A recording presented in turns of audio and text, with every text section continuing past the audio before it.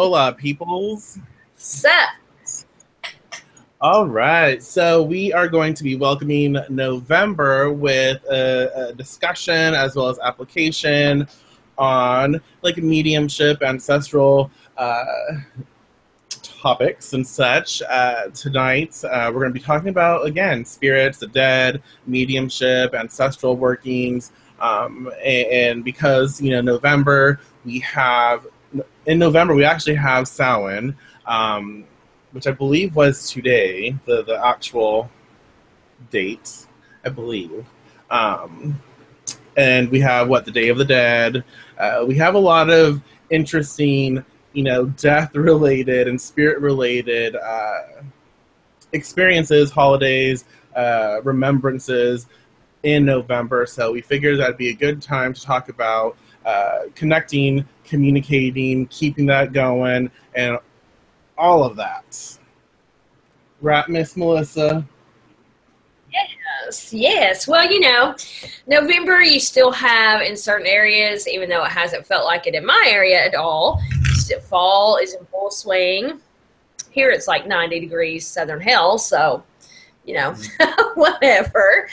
But in other areas of the world, I'm sure, you have autumn is still going on. The world is still, the earth, Mother Earth is still, at least in our hemisphere, is still in the dying process. I guess not really dying, but associated with death as in a transition. Right. Transition process. So, of course, it's still heavy with spirit activity. It's not like the veil just closes the day after Samhain. Process to happen.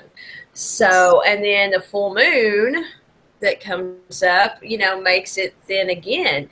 So you have all these really interesting energies flowing about in November. So it's a time to really stay connected and following through with mediumship skills, especially if, you first started experiencing those mediumship abilities this past Samhain.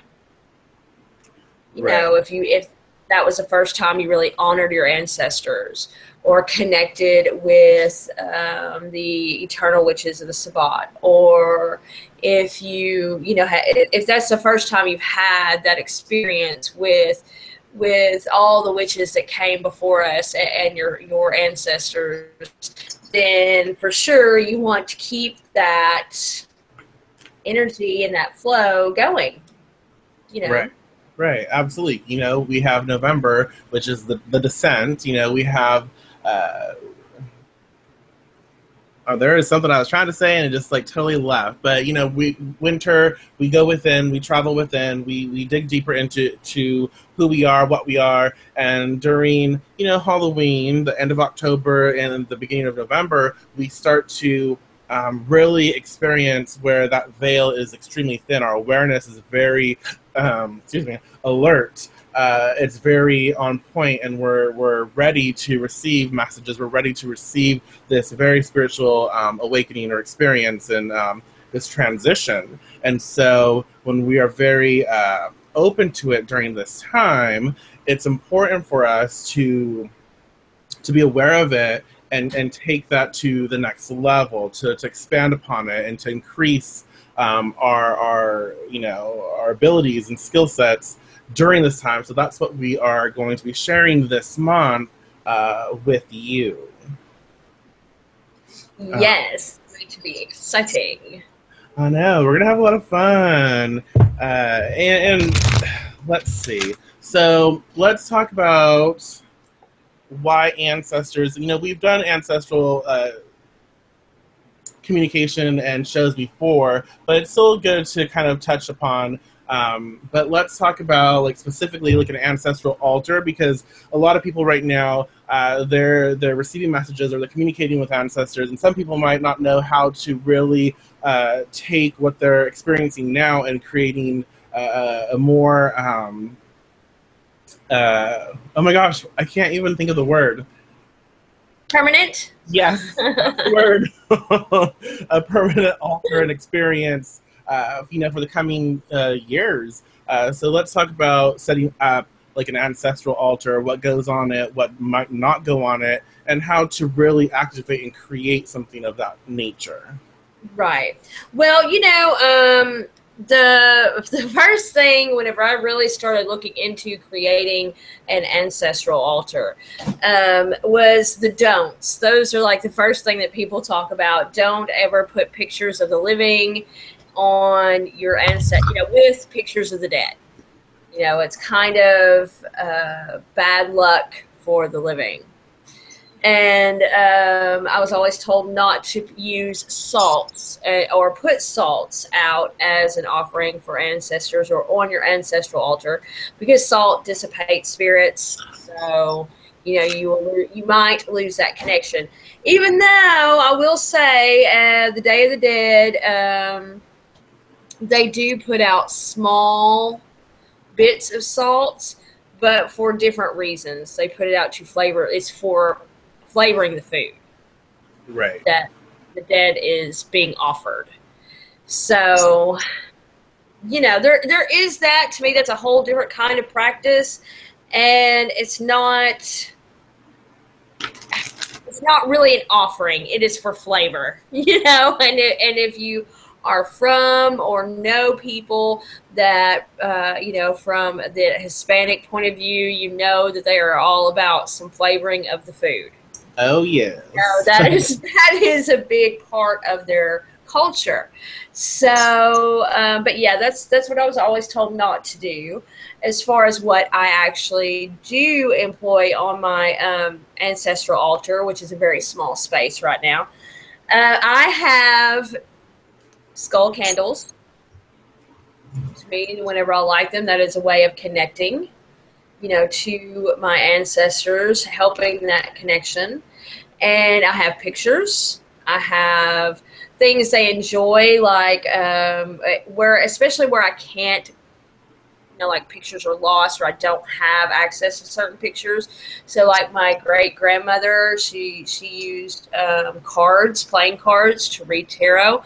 And so I have a deck of playing cards because I don't have a picture of her. And some jewelry that it was passed down from my grandparents and my ancestors to me that I'm not really, it's not really my style. I'm not very comfortable with wearing.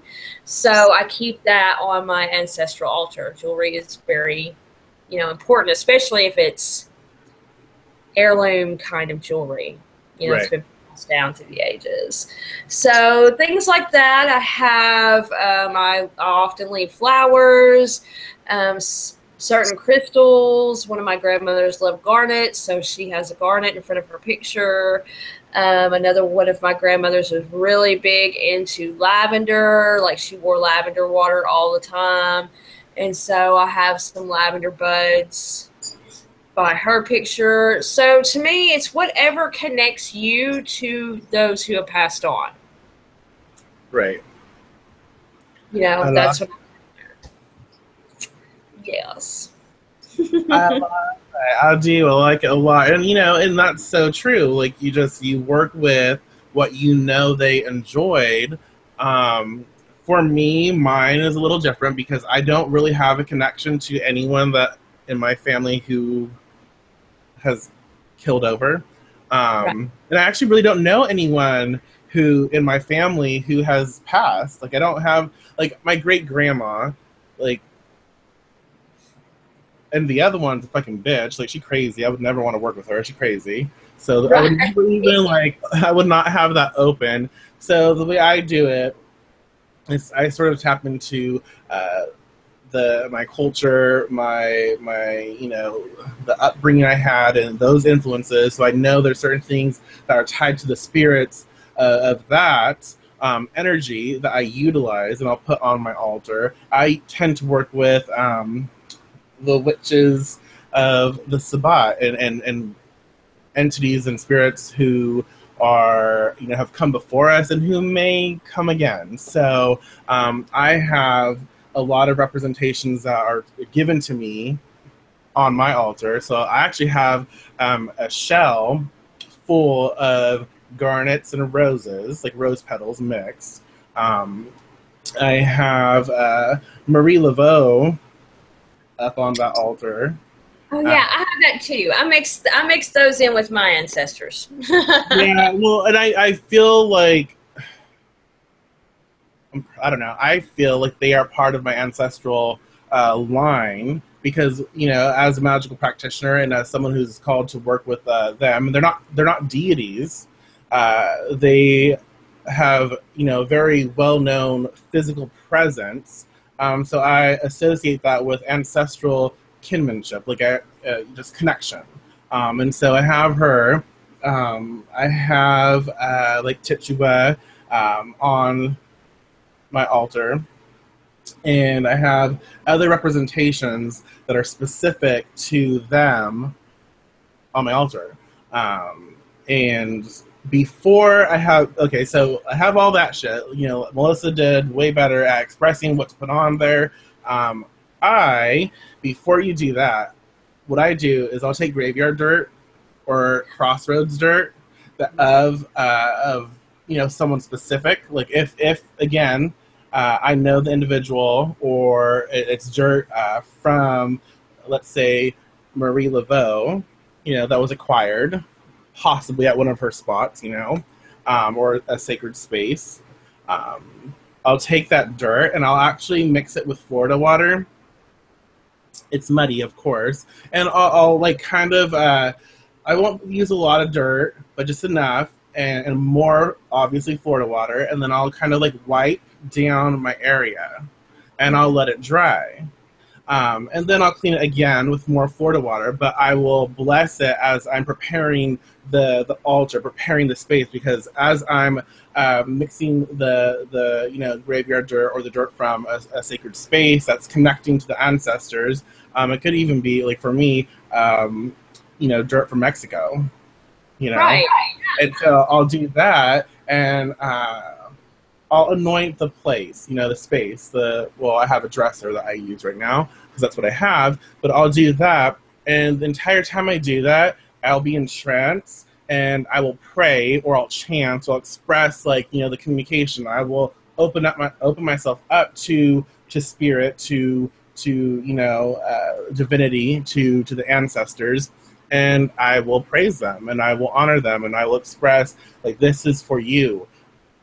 I am witch. I am, you know, of that craft and that path, and I am of service. And so this spot is yours. I am having I'm having a challenging time expressing myself right now, and I don't know why. It's really frustrating. But this is your time to shine. This is your place. This is your home. And I am here to be of service. I'm here to honor you in this spot. And as I'm, you know, doing that, as I'm praying, chanting, whatever, I'm, you know, rubbing and anointing the area down, and I'm making it sacred. I'm connecting it to them, so they know that that energy, that everything on there is for them. And that's where I go to communicate with them when I really need to have their influence. Right, exactly. And yeah, and that's a good point about the graveyard dirt. And you can actually take graveyard dirt in general and put a little bit on your ancestral altar, and like in a little jar, whatever you want to do to keep that connection. You know, keep that connection. Graveyard dirt is great for mediumship skills, you know, Right. and help develop mediumship skills. It connects you to the dead. So as long as you collect it ethically and in the right manner. So you can't just take any graveyard dirt and walk out with it. But that is a really good way to keep yourself connected, you know. And I love the Florida water and graveyard dirt mix idea. I might have to try that sometime. Well, yeah, because, you know, Florida water is really great. It's almost it's glorified sage, really, because it helps uplift, it helps cleanse, but it also brings this positive energy and this very spiritual connection. And you have the graveyard dirt, which is specific sometimes depending on where you got it, but it also opens that gateway, it opens that place, and then you have it intermingle with this positive, uplifting spiritual vibration coming together. It promotes that good experience. It promotes that, it elevates the communication and the spiritual energy, so it's able to tap into the ancestral flow, and it brings it more in the physical realm. Right, exactly. And another thing that another good scent resin that you can use to help you connect and raise those vibrations is Copal. Copal is really good for that. It's one of the sacred resins, as much as it's not necessarily in the Bible, but in Hispanic culture in Mexico, that is considered a very sacred resin.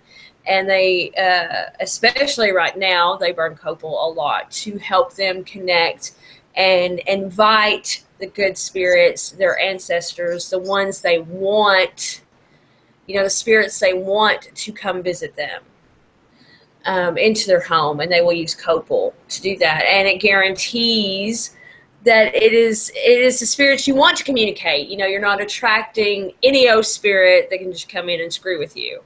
So that is a really good incense to use on your ancestral altar. I really enjoy it. It smells so good. It does. It smells wonderful. And Copal is actually very powerful to help work through pain. That's very interesting. That it's great with spirit communication, uplifting, and bringing that energy, but it's also on a physical level, it helps reduce pain. So, and when you connect, I'm all over the place, but when you connect with spirit and ancestors, they help reduce that too. So it's very interesting to link its physical properties with its spiritual properties as well. Right, exactly. And it helps you, people are afraid of death. I mean, that's just a pretty common fear. So when you use something like Copal, it can really help you come to terms with you to let go of death in general, and helps you to be not so anxious or worried, or oh my, are the people who I love okay? And so it really helps with that aspect. And whenever you're not afraid of death and spirits and those who have passed on, you have a much better communication experience. Right. Yes. And yeah, absolutely. I love it. I love it. And the more that you activate your sacred space for your ancestors, you have the ancestral altar you place on it. And then a very important thing here is attending to your altar. Don't just let it get crowded, because it can, and it happens. You will go throughout, your daily life, and you'll find things that you'll feel called to putting on your altar, and you'll put it on your altar because spirit ancestors, they ask for it. But eventually you're like, whoa, fuck, there's no more space. It's cluttered. And that's, you really need to pay attention. You need to prepare it. You need to clean it. You need to take care of it. You have to treat it right, because this is where your ancestral home is. This is where your peeps are, and you don't want them to live in squalor. You want them to be elevated. You want them to be, living in a good environment, and so you have to make sure to clean it, to dust it ever so often, and to make sure you take care of it. Especially if you have an ancestor who's a clean freak, and you're cluttering shit up, they're gonna be like, I can't stand this. So right, notice that your life gets a little crazy because your ancestors piss off at you because you're not cleaning as often as you should be. So that's something that you need to pay attention to. Yeah, exactly. That's just, also it has a lot to do with respect. I will say right now, if you looked at my ancestral altar, you'd be like, you need to sort of clean that up a little bit, because not that it's dusty, but it is very crowded. In fact, just the other day, I was walking through Dollar Tree, and there was this really pretty ceramic red cross, and my most recent ancestors who passed away, my grandparents, they were religious, you know, they were Christians. They identified as Christians. So, and people have a lot of hesitation with working with ancestors who identify as Christians. And let me tell you, it depends. It obviously depends on the person, but my grandparents were very accepting of everyone, regardless of their religious beliefs or if they felt like they were, you know, good Christians or anything like that. That just wasn't, you know, they were not judgmental in that way of anybody. So I have no qualms at all working with them because they don't judge me. Right. You know, and they're there to guide me and help me. And it doesn't matter that I practice something that they didn't believe in this life. They have moved on to a higher plane. They know that it's different. You know, it's different from when they were alive. They see clearer. They see the bigger picture. So, but I knew they would enjoy that. I knew that was something that they would enjoy, and it's like, hey, you need to pick that up for them. So I grabbed it, you know, because I knew they would enjoy that. Right. And they did. You know, it's something that makes them happy. And even though, yes, they are in a better place, they're, you know, they're in a higher plane of existence, they still enjoy being thought of. Right. Yeah. You know, being respected. So keeping things clean and organized and as decluttered as you possibly can. I know space is a lot of times a huge issue. It is for me too. I have like the top of a bookshelf that's like a foot wide, maybe a foot long. So it gets crowded quick. Right.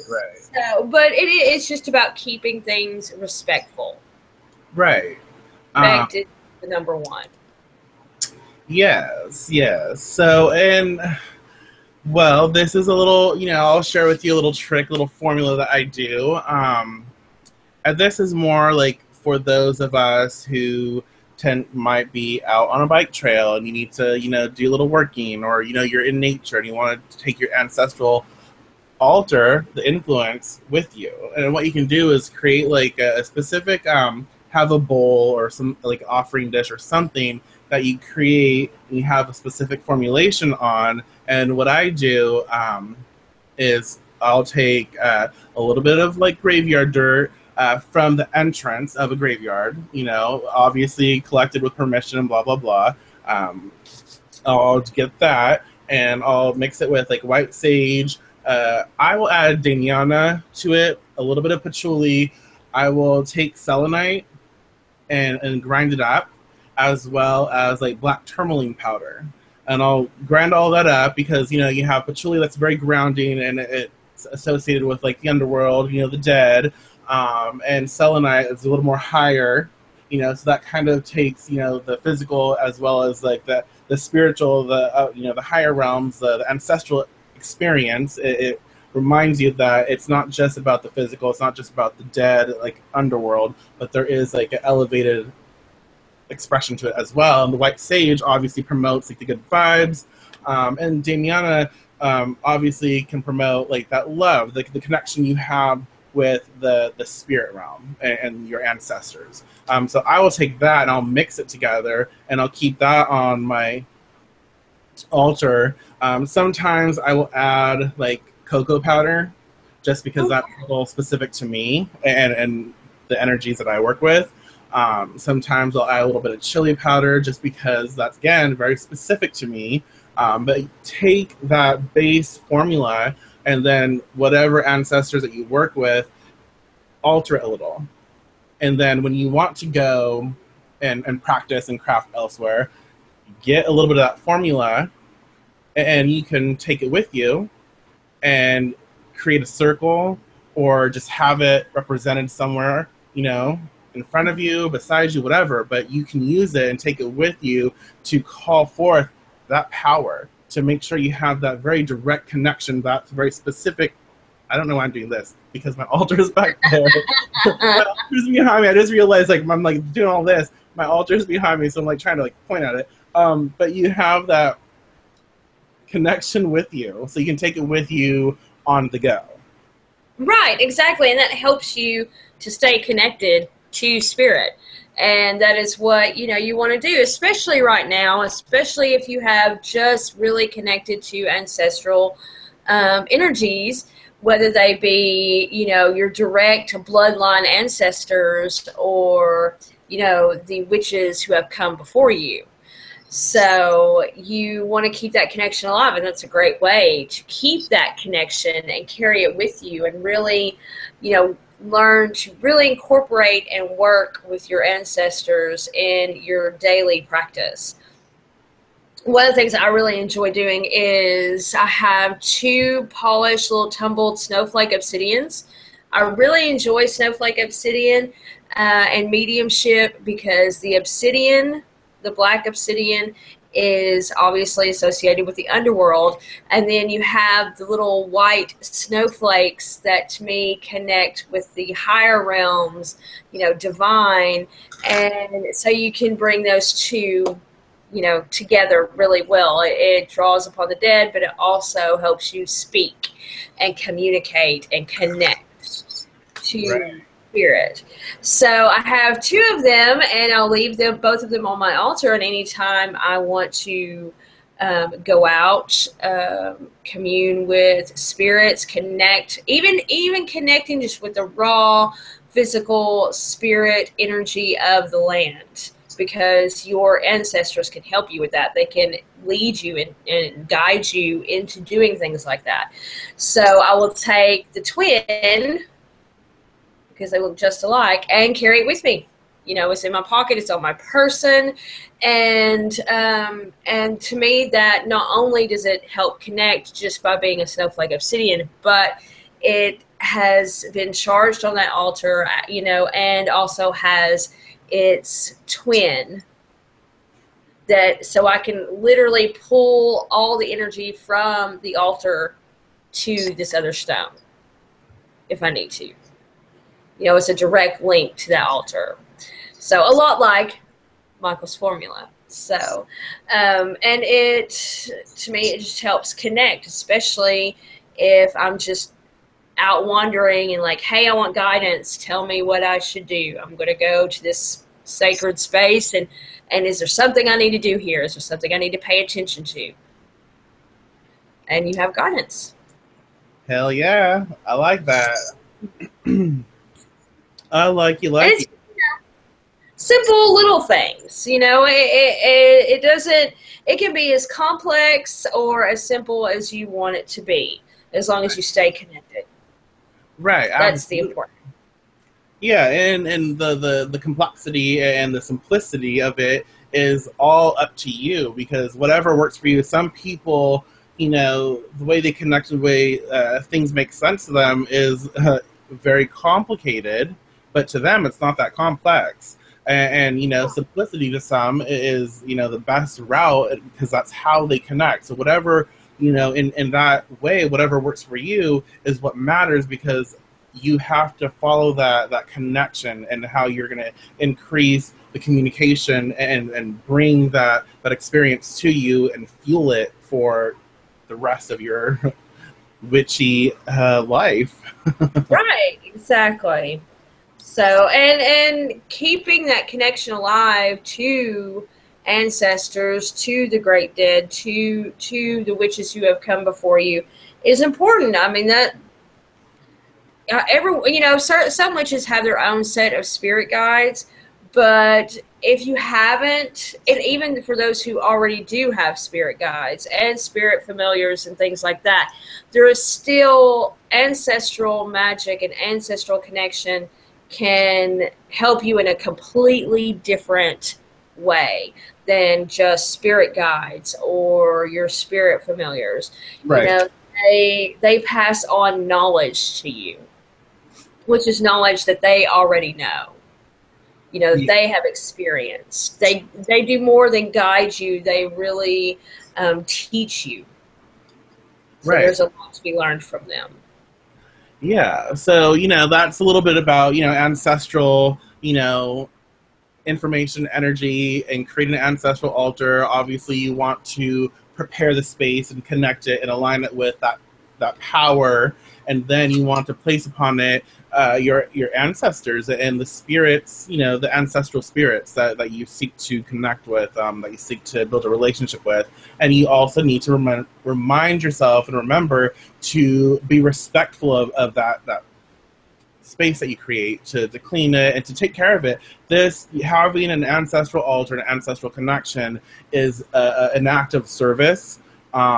It is something that you have to be mindful of. And when you're not mindful of it, you will notice that an aspect of your craft or your energy is slightly altered because you're not allowing it to flow. Cleaning your altar, being respectful, connecting with them, communicating, chanting, praying, all of that is being of flow, being in that essence and allowing your connection to really cycle, and you don't allow for blockages to enter when you're going through that routine, I guess. Exactly. Yes. So let's talk about a little bit about mediumship. We know, obviously, people know what mediumship is. It's communicating with the dead. It's communicating with, usually it's the expression that life exists after death. Right, exactly. And, you know, it's connecting to those energies and working with those energies. You know, and mediumship can be expressed in many different ways. You know, and for some people, it is interaction with spirits of the recently deceased. You know, for some people, it is interacting with spirits like ancestors. You know, the witches came before us. Spirits that aren't so recently deceased, or maybe aren't even human, or never have been human. So there's that kind of mediumship. You know, it presents itself in all different ways, but basically it's communication with spirit energies. Right. Whether it be the spirit of a person who passed away recently, or the spirit of a rock or a plant. You know, that's still interaction with spirit. And to me, that doesn't get expressed enough. Most people just think of it as a form of psychic communication and the clairs and things like that. But in order to really understand the energy of an herb that you're working with, you have to communicate with that spirit. And to me, that also qualifies as a form of mediumship. That's just my own personal opinion. Nice. You know, because it's still a spirit, you still have to communicate with it, and you can only do that if you work on your mediumship skills. Yeah, I mean, it's, yeah, absolutely. I mean, you know, connecting with a higher plane, basically.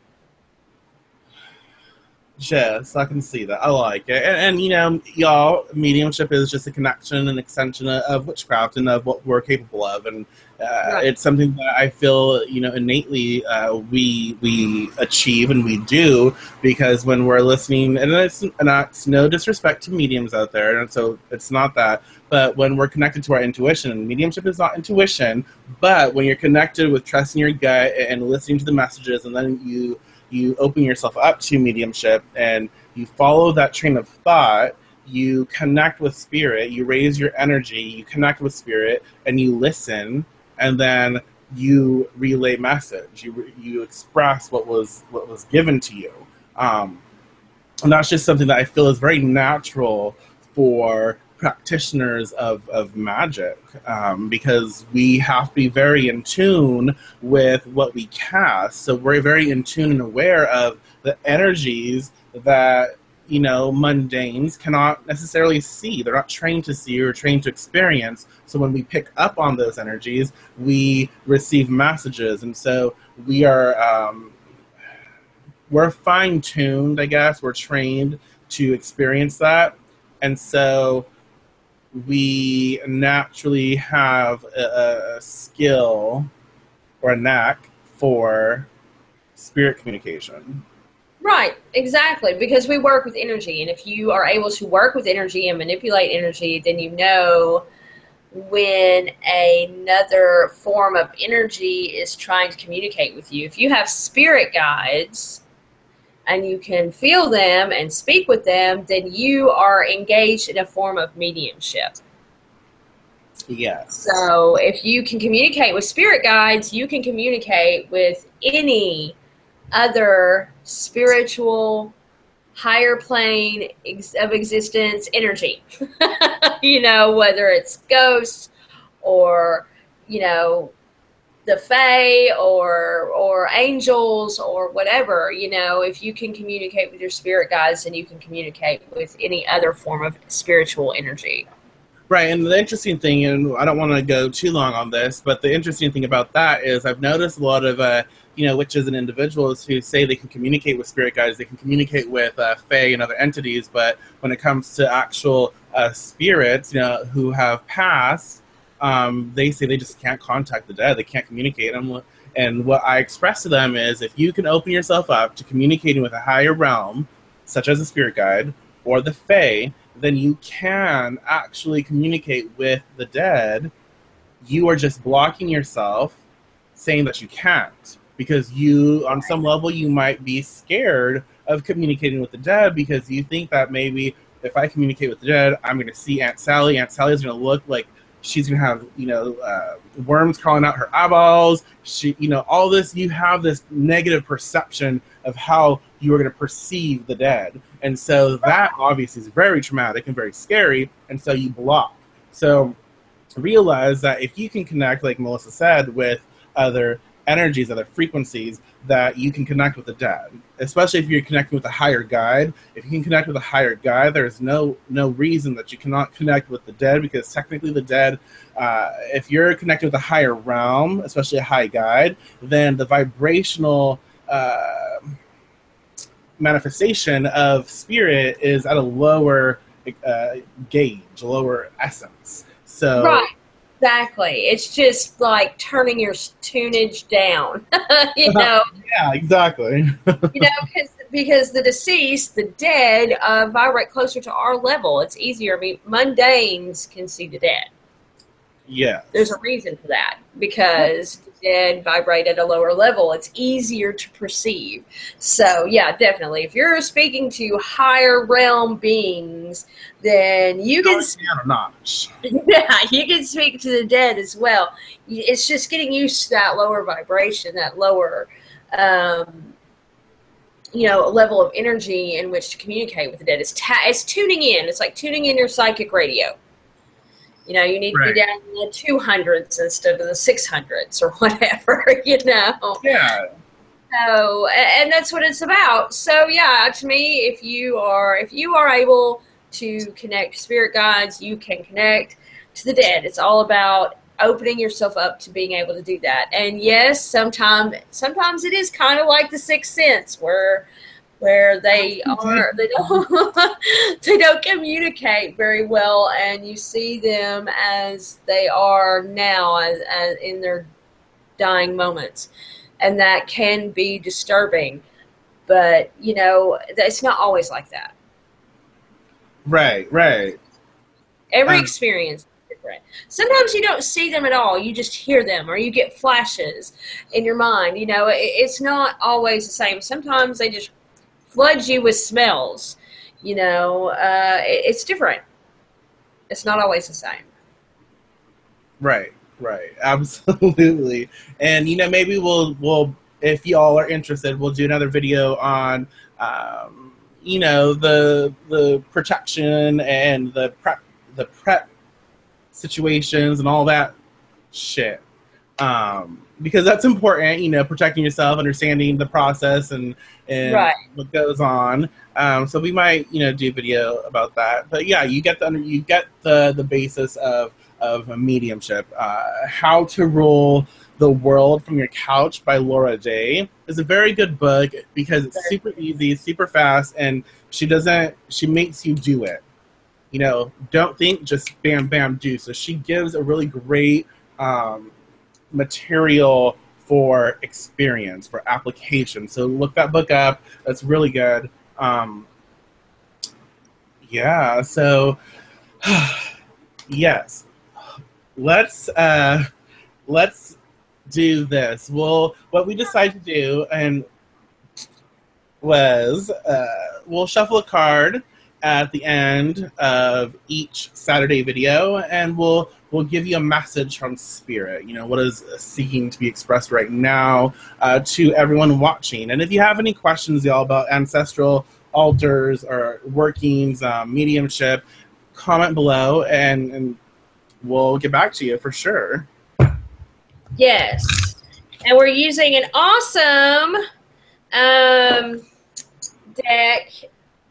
It is the Divine Circus Oracle, and y'all, the book is friggin' amazing.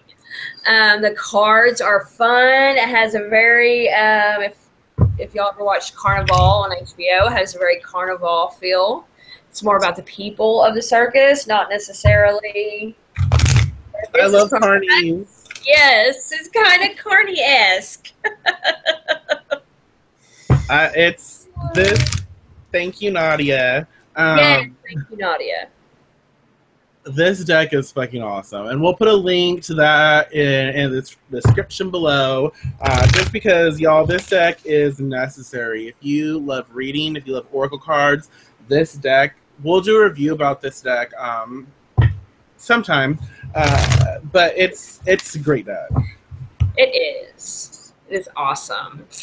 I have my card. Oh, don't you? Do you? Wow. Yes. You want me to? I'll go ahead and go while you're getting your stuff ready. Oh, you go. Go, girl. I'll go. I love this card. It's really appropriate. Date with Destiny. I hope y'all can see that because I know the glare can be ugh. But Date with Destiny. So, yeah, this is really an amazing card and really sort of ties into what we've been talking about.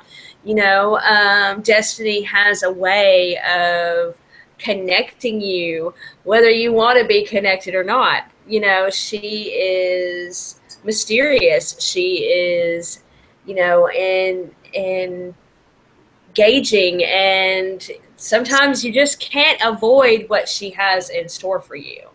So when you have a date with Destiny, you know, you have this date with connection.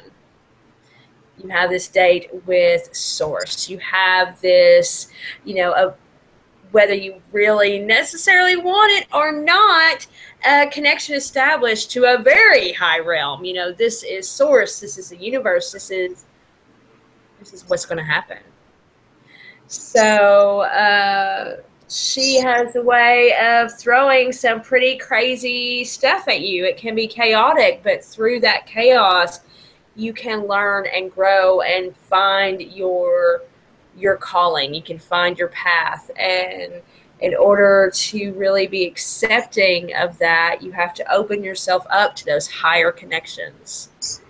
You have to open yourself up to receiving these messages, which, gotta say, another form of mediumship is receiving these messages from a higher source. So it's time to open yourself up and get ready.